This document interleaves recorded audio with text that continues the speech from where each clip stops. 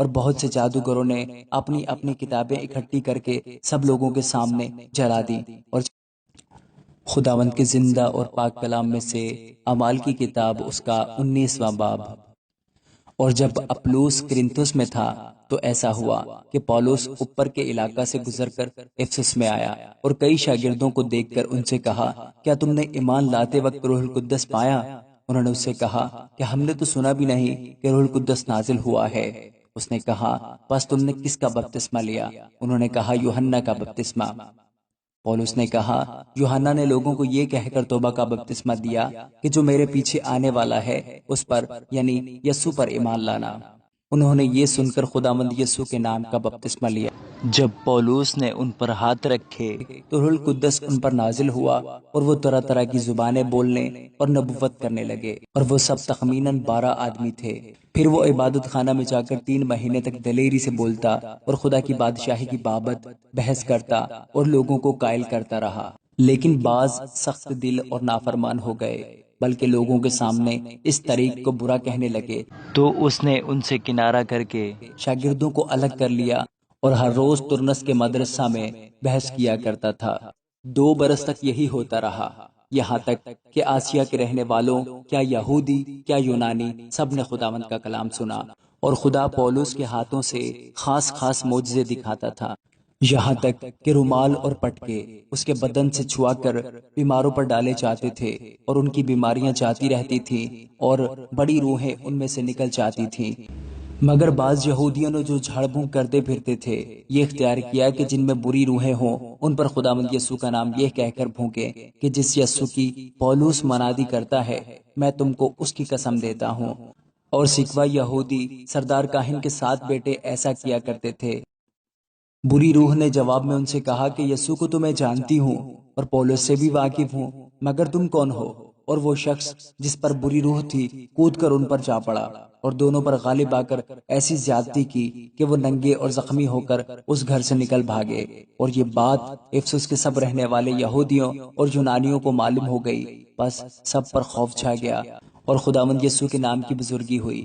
اور جو ایمان لائے تھے ان میں سے بہتیروں نے آ کر اپنے اپنے کاموں کا اقرار اور اظہار کیا، اور بہت سے جادوگروں نے اپنی اپنی کتابیں اکٹھی کر کے سب لوگوں کے سامنے جلا دی، اور جب ان کی قیمت کا حساب ہوا تو 50,000 روپے کی نکلی۔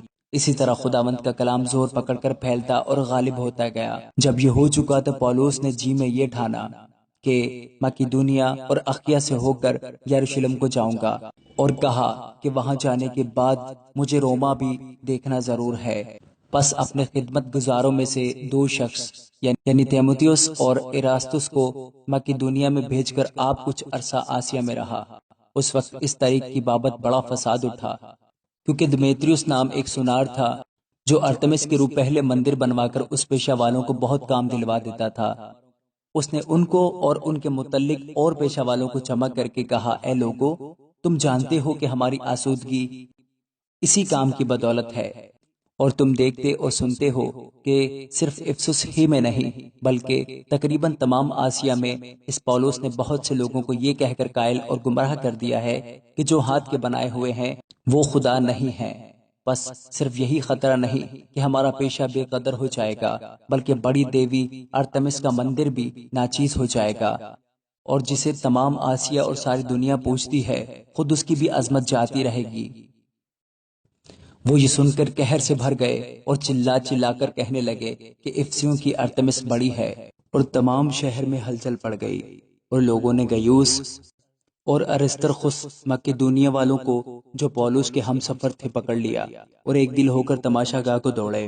جب پولس نے مجمع میں جانا چاہا تو شاگردوں نے جانے نہ دیا، اور آسیا کے حاکموں میں سے اس کے بعض دوستوں نے آدمی بھیج کر اس کی منت کی کہ تماشا گاہ میں جانے کی جرت نہ کرنا، اور بعض کچھ چلائے اور بعض کچھ، کیونکہ مجلس درہم برہم ہو گئی تھی، اور اکثر لوگوں کو یہ بھی خبر نہ تھی کہ ہم کس لیے اکٹھے ہوئے ہیں۔ پھر انہوں نے اسکندر کو، جسے یہودی پیش کرتے تھے، بھیڑ میں سے نکال کر آگے کر دیا، اور اسکندر نے ہاتھ سے اشارہ کر کے مجمع کے سامنے عذر بیان کرنا چاہا۔ جب انہیں معلوم ہوا کہ یہ یہودی ہے تو سب ہم آواز ہو کر کوئی 2 گھنٹے تک چلاتے رہے کہ افسیوں کی ارتمس بڑی ہے۔ پھر شہر کے محرر نے لوگوں کو ٹھنڈا کر کے کہا، اے افسیو، کون سا آدمی نہیں جانتا کہ افسیوں کا شہر بڑی دیوی ارتمس کے مندر اور اس مورت کا محافظ ہے جو زیوس کی طرف سے گری تھی۔